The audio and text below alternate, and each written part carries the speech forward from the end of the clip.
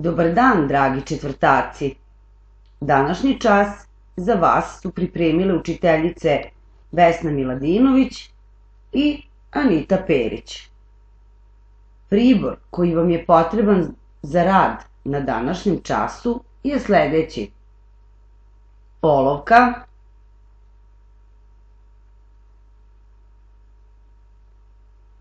sveska,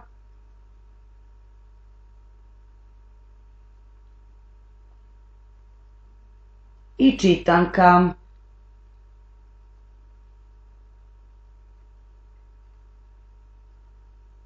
Verujem da ste već spremni za današnji čas. Za početak, hajde da se podsjetimo šta su bajke. Bajke su priče o nestvarnim događajima i likovima. Mogu biti narodne i autorske.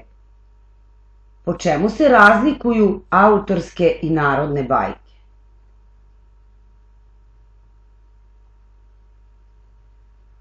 Tako je, kod autorskih bajki pisac je poznat. Narodne bajke su nastale u narodu i ne znamo ko ih je napisao.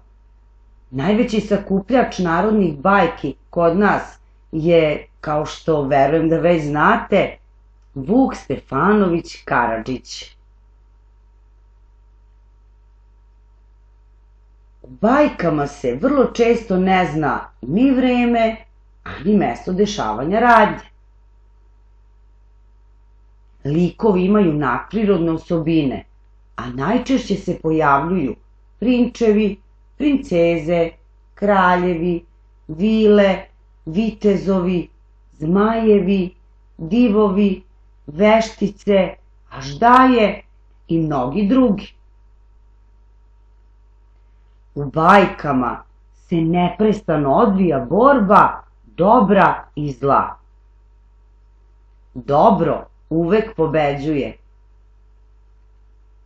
Bajke imaju srećan kraj. Ovo možete da zapišete kako biste imali podsjetnik u vašem daljem radu. Dok prepisujete, uživajte u muzici iz predstave Snežna kraljica, koja je urađena po tekstu i motivima iz istoimene bajke koju je pisao Hans Christian Andersen.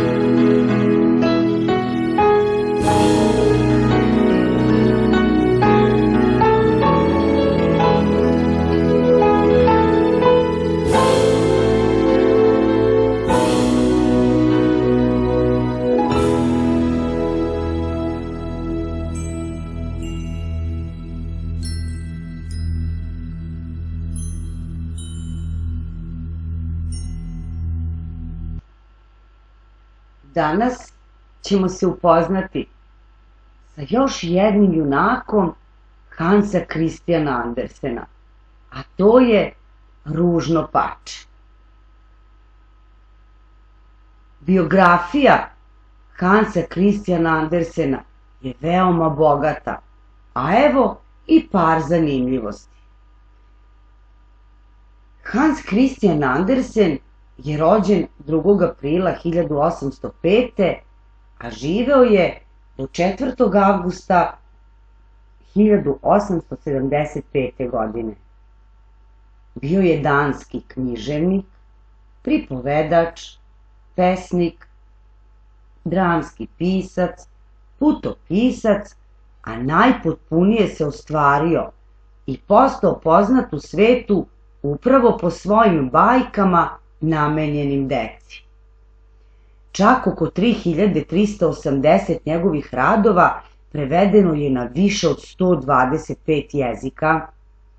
Neke od najpoznatijih bajki su Carevo novo odelo, Mala sirena, Slavuj, Princeza na zrnu graška. Verujem da ste veliki broj Andersenovih bajki već pročitali. Njegove bajke su bile inspiracija i motiv za snimanje animiranih filmova, komponovanje muzike za balete i opere, a prerađuju se i za pozorišne komade. Njegove bajke su zasnovane na piščevoj mašti i životnom iskustvu. Osim tipičnih životinja koje su do tada bile likovi u bajkama, uveo je i neke druge. Miševi se javljaju u Klin čorbi, a labudovi i patke u bajkama Rode i Ružno pače.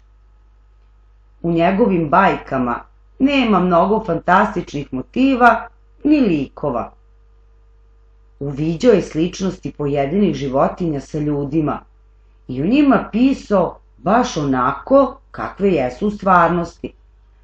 U svoje bajke uveo je i bilje, uvidevši njihovu sličnost sa ljudima, prema boji, cvetu, držanju i slično, kao u bajkama Cveće male ide, Porodica iz susedstva i Puži ružin grm. Andersen je oživljavao i mnoge predmete, igračke, figure, stare kuće, kipove, ormare, ogledala, posuđe. Jedan od najširih i najprometnijih bulevara u Kopenhagenu je nazvan Hans Christian Andersenov bulevar.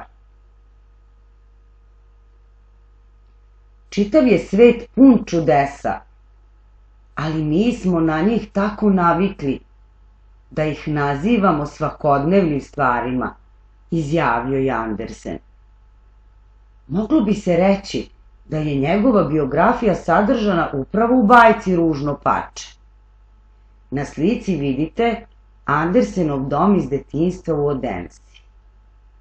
Andersen je rekao: ništa ne smeta što se neko rodio u pačijem gnezdu, samo kada se izlegao iz labuđeg jajeta. Pa hajde da se upoznamo sa Ružnim pačetom i sa avanturama kroz koje je prolazilo. Ja ću vam pročitati odlomak bajke, a vi ćete nakon završenog časa pročitati celu bajku. Ružno pače. O, kako je bilo lepo u polju! Leto u jeku, pšenica se zlati, ovas zeleni. Seno dole na zelenoj livadi sadeveno u plastove, Roda korača na svojim dugim crvenim nogama i klepeće egipatski, jer je taj jezik naučila od svoje majke. Oko polja i livada pružale se velike šume, a usred šuma duboka jezera. Da, zaista prelepo beše u polju. Na lepom mestu, obasjano suncem, okruženo dubokim rovovima, ležalo je staro vlastelinsko imanje. Od bedema pa do vode rastao je repuh, tako bujan i visok da se pod njegovim najvećim lišćem moglo sakriti dete, i to u stojećem stavu. I eto, u tom nalik na gustu šumu čestaru sedela je na svome gnezdu patka na jajima i dosađivala se, jer se sedenje oteglo, a malo ju je ko posećivao. Ostale patke više su volele da plivaju po kanalima, nego sede pod repuhom i da s njom preklapaju. Najzad jaja stadoše prskati jedno za drugim. Pi, pi, začuh se iz njih. Sva žumance oživeše, iz svakog jajeta iskljuvi se pače i pomoli glavu. Pat, pat, oglasi se patka, a pačići požuriše, nekako se iskobeljaše i počeše da se osvrću oko sebe pod zelenim lišćem. Mati im dozvoli da gledaju koliko im drago, jer je zelenilo zdravo za oči. Kako je veliki svet, izjaviše pačići, jer su sad imali mnogo više mesta nego dok su ležali u jajetu. Zar mislite da je to ceo svet? Nasmeja se majka. Svet se proteže još daleko s druge strane vrta, sve do sveštenikove njive. Samo ja još nikad nisam tamo bila. No, jeste li tu svi? Potom ustade. Ne, još nisu svi. Ovo najveće jaje još se nije raspuklo. Pa dokle će? Već mi je odista dosadilo. I opet sede. No, kako je? Upita je neka starija patka. Pa evo, s jednim jajetom još se natežem, odgovori patka koja seđaše na jajima. Nikako da se otvori, a pogledaj sve ostale, najlepši pačići na svetu. I svi liče na oca, onu Dan Gubu, koji me nije ni posetio. Pokaži mi to jaje što neće da se otvori, reče stara. Slušaj, pa to je ćurčije jaje. I mene su jednom prevarili, pa sam imala tešku muku s tim ćurićima. Zamisli, boje se vode. Vičem ja, zovem ih, guram u vodu, sve uzalud. Neće i neće. Daj da pogledam to jaje. Jeste ćurčije. Bolje ti njega ostavi i uči decu da plivaju. Ipak ću još malo na njemu posedeti, reče patka. Kad sam toliko dugo sedela, mogu još malo. Kako ti drago, odgovori starija patka i odgeguca. Najzad veliko jaje puče. Pi, pi, pijukne pače i izvali se iz jajeta. Bilo je veliko i ružno. Patka se zagleda u njega. Strahota koliko je veliko. Nijedno drugo pače nije toliko. A da odista nije ćure, odmah ćemo proveriti. Mora u vodu, pa makar ga ja sama morala gurnuti. Sutradan beše lepo vreme, sunce obasjavaše golemo lišće repuha. Majka patka s celom svojom porodicom uputi se u rov. Stiže do vode i pljus, skoči u vodu. Pat, pat, pozva ona mlade i pačići jedno za drugim bućnuše u vodu. U prvi mah voda im se sklopi iznad glava, ali oni odmah izroniše i zaplivaše da beše prava milina. Noge same počeše da im rade, svi behu u vodi, čak i ružno sivo pače plivaše sa ostalima. Ne, nije ćure, reče patka. Pogledaj samo kako lepo vesla šapicama, kako se pravo drži. To je moje rođeno dete. I kad dobro zagledaš, sasvim je lepo. Pat, pat, povika majka. Sad brzo za mnom, povešću vas u svet. Predstavit ću vas u dvorištu, samo držite se uvek blizu mene, da vas neko ne pogazi i čuvajte se mačke. Lepa su ti deca, majko, reče Patka s crvenom podvezicom na nozi. Sva su divna, sem tog jednog koje nije uspelo. Bilo bi dobro kada bi moglo da se preobrazi. Patke su ga ujedale, kokoši kljucale, a devojka koja je živinu hranila udarala ga nogom. Pačetu jednom dozlogrdi, pa se jednom zalete preko dvorišta i preskoči ogradu. A male ptičice što behu u žbunju uplašeno prhnuše uvis. To je zato što sam toliko ružan, pomisli Pače i sklopi oči, ali nastavi da trči dalje, sve dok najzad ne stiže do velike močvare gde življahu divlje patke. Provede tamo celu noć, jer beše umorno i tužno. Bože dragi, uzdahnu Pače, toliko sam ružan da je čak i psu ogavno da me ujede. I tako se pritaji u trščaku. Nad njegovom glavom svaki čas bi preletala sačma i razlego bi se pucanj za pucnjem. Jedne večeri sunce lepo zađe, a iz žbunja izlete celo jato divnih, velikih ptica. Pače još nikad ne vide takvu lepotu. Behu zaslepljujuće bele i mađahu duge vitke vratove. To behu labudovi. Puštali su čudne krikove, širili divna duga krila i odletali iz hladnih zemalja u tople krajeve preko sinjeg mora. Labudovi poleteše visoko, visoko, a ružno Pače zahvati neko čudno uzbuđenje.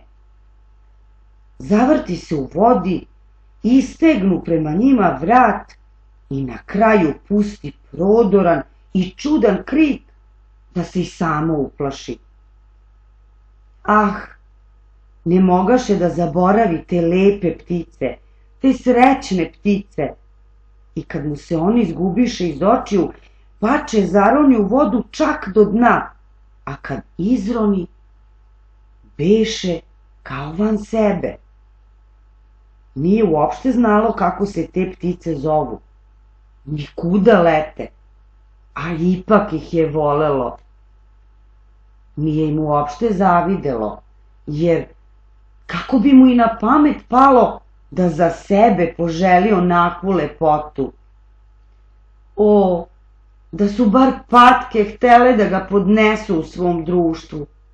Jadno, ružno stvorenje. Poleteću za tim kraljevskim pticama. Sigurno će me ubiti kljunovima, što se ja, ovako ružan, usuđujem da im se približim. Ali idem, pa nek me ubiju. Više volim da me ubiju ove ptice, nego da me štipaju patke, kljucaju kokoši, da me nogom udara devojka koja hrani živinu i da skapavam na zimi. I Pače slete u vodu i zapliva prema divnim labudovima.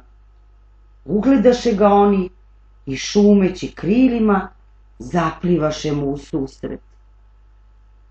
Ubijte me, povika jadni stvor i povi glavu iščekujući smrt.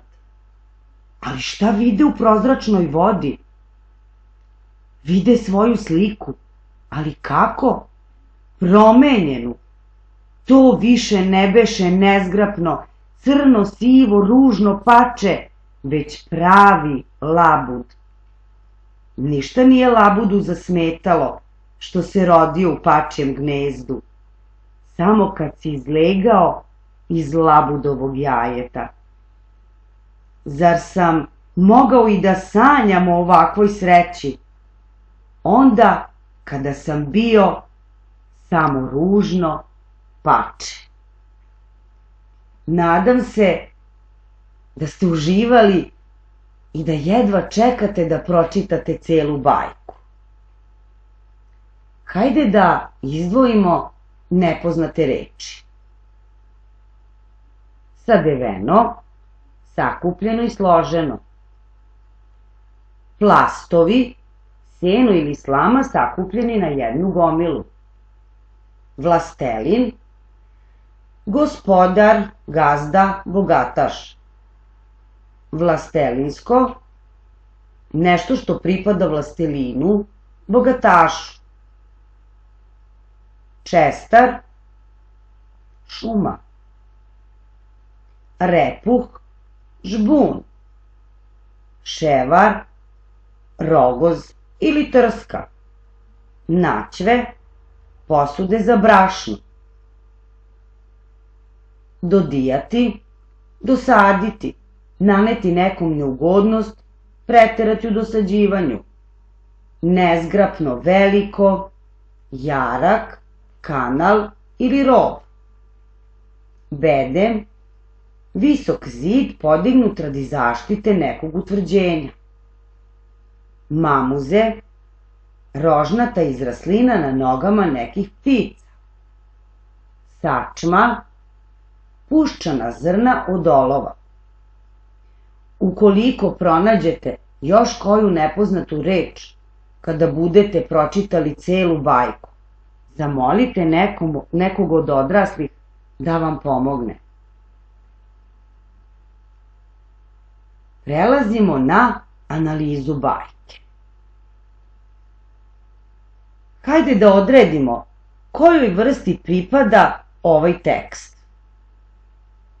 Na početku časa govorili smo da su priče sa nestvarnim likovima i događajima bajke. Pa možemo li reći da je ovaj tekst bajka? Možemo. Vrsta teksta bajka. Znamo da u bajkama nije određeno vreme. Da li je u ovoj bajci određeno vreme radnje? Nije. Zato možemo zapisati nekada davno. A kada je u pitanju mesto radnje, da li je mesto radnje određeno u ovoj bajci? Tako je, jeste. Mesto radnje, bakina kuća, jezero. A ako pronađete još neka mesta radnje kada budete pročitali celu bajku, dopišite. Tema. Priča o patnjama mladog labuda koji se greškom izlegao u pačijem gnezdu. Vi možete osmisliti i drugačiju temu. Dopišite je.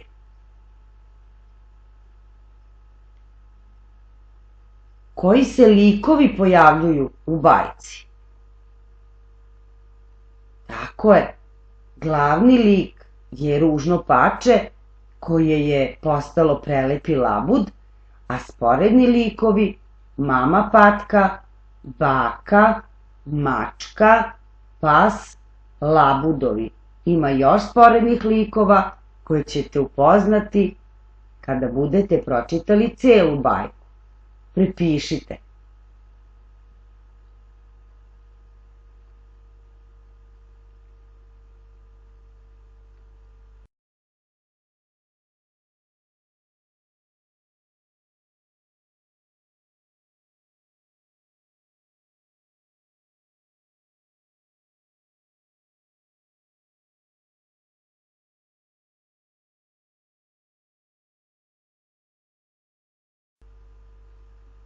Hajde da analiziramo likove. Glavni lik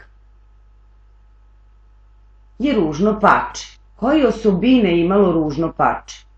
Preplašeno, odbačeno, nevoljeno, neshvaćeno, ponizno, nezaštićeno. a kada je postalo labud, lep, mlad, skroman, prihvaćen, srećan. Kakva je bila majka? Brižna, zaštitnički nastrojena, zabrinuta, uplašena, ali u nekim situacijama gruba i netolerantna. Kakva je bila stara patka? Pakosna i zlonamerna. Pripišite osobine likova. A kada pročitate celu bajku, dopišite i ostale sporedne likove i njihove osobine.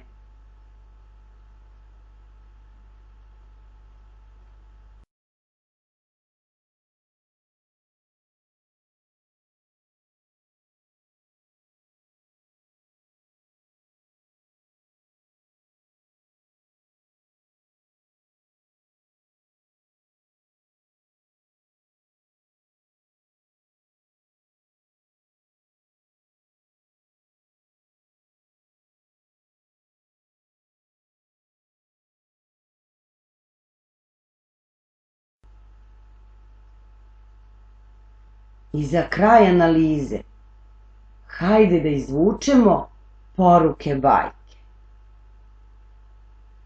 Ljude treba prihvatiti baš onakve kakvi su. Lepota sveta je u različitosti. Lepa reč i lepo ponašanje su ogledalo dobre duše, a telo je samo kostim koji privremeno nosimo. Srećan je svako ko daje i prima veliku količinu ljubavi i ko od voljenih bude shvaćen i prihvaćen. Dok pripisujete poruke bajke, poslušajte jedan od soneta iz baleta Ružno pače.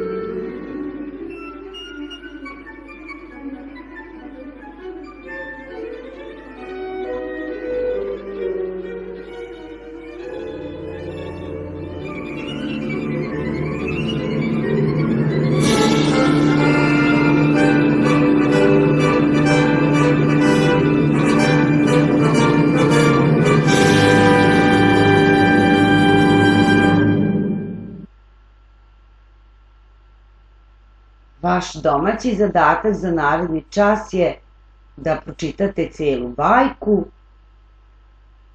analizirate ostale sporedne likove i ilustrujete Ružno pače onako kako ste ga vi doživeli. Bili ste zaista vredni. Hvala na pažnji. Do nekog narednog viđenja. Ostanite zdravo i dobro.